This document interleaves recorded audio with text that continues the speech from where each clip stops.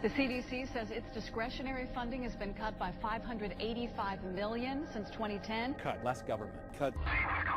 Cut. Cut. Our budget has been flat since 2003. Responding to an emerging infectious disease threat, this is particularly damaging. Cut. That was the left hook. Cut. The right cross was the sequestration. Cut. The NIH saw its budget slashed by $446 million. Cut. There are outbreaks happening today that we're not able to recognize, stop, or prevent as effectively as we should be able to. Boy, are we going to drop some truth your way here. A major reason why we have the current Ebola crisis in America, it's simple. It's the Republicans' fault. And this Wall News indicates the right may not be learning the lessons of not once, but twice in recent presidential history. So let's kick this off. Welcome to MidPoint. Member of the Missouri House of Representatives, Republican Jay Barnes joins us today. Jay, thanks so much for being here.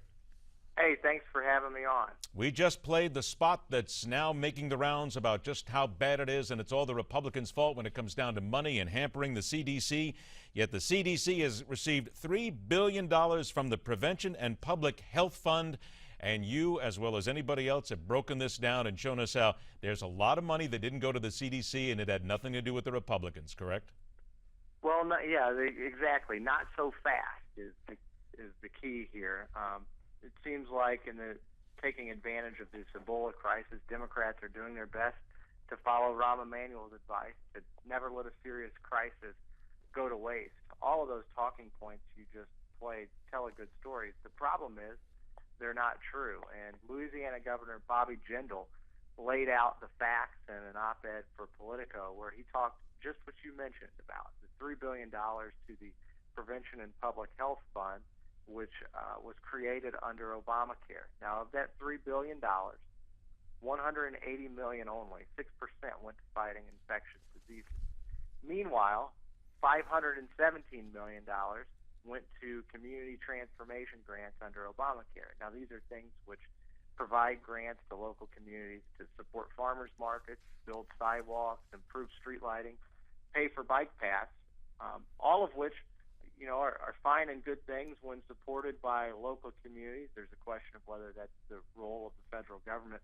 But what they certainly are not is in line with the traditional role of the CDC and the role which Americans expect it to play, which is to fight infectious diseases like Ebola. And how revulsive is it to you then to hear the Democrats, or anybody for that matter, using the death of a man, the potential infection of American citizens, but using a deadly virus as little more than a campaign ad?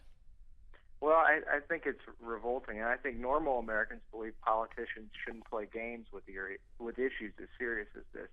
I think using the Democrats' logic from those talking points, Republicans have a political opportunity to blame Ebola on Obamacare for shifting the focus of the CDC to community health grants. But I don't think that would be a fair criticism either, and I don't think you're going to see Republicans take that bait. I'm hoping what we'll see here is above-the-board behavior, even in an election season, with an issue that is deadly serious. You realize, of course, above-board behavior in an election season, what you just said, but we know that doesn't happen very often, but it's a nice sentiment to at least want. That's right. It doesn't happen very often, but we're talking about maybe one of the most serious issues our country has faced in a long time.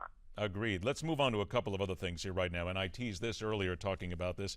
There continues to be this groundswell of support for Mitt Romney to run again for president, and as you have pointed out, and certainly others have as well, but I think you make the point very well, the advantages of a Romney campaign, been there, done that. The disadvantages of a Romney campaign, been there, done that.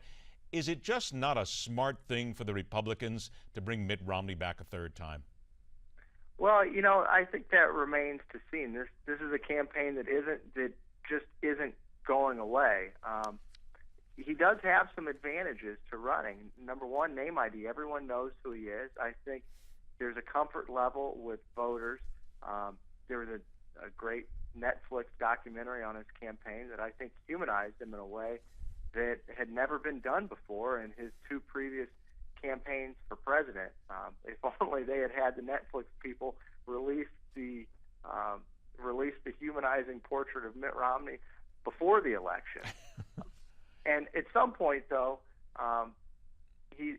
Mitt Romney's been running around with "I told you so" moments, and as a Republican, we expected Mitt Romney to have some "I told you so" moments. But don't you need some new blood, though? Isn't that really the key?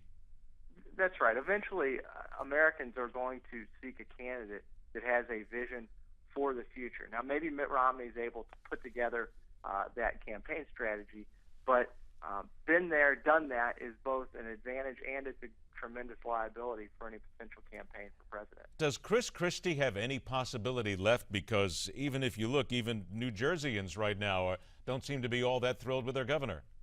Yeah, the interesting thing about Chris Christie is his primary selling point in a lot of places is he's just so darn likable. But as Politico reports, there was a new poll from New Jersey last week that shows Governor Christie is upside down with New Jersey voters. For the first time in his gubernatorial